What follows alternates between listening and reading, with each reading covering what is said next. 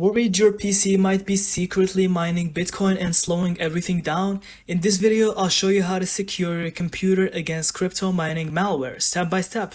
First, always keep Windows or Linux fully updated. Patches fix vulnerabilities that hackers exploit to install hitting miners.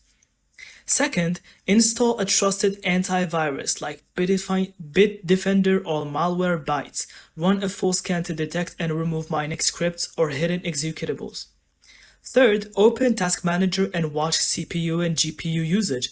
If they're maxed out while ideal, that's a red flag for hidden mining processes.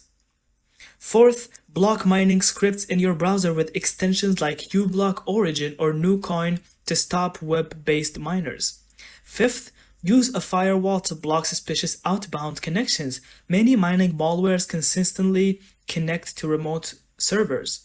And that's it. Thank you so much for watching. I hope you found this video helpful, and don't forget to leave us your thoughts in the comments.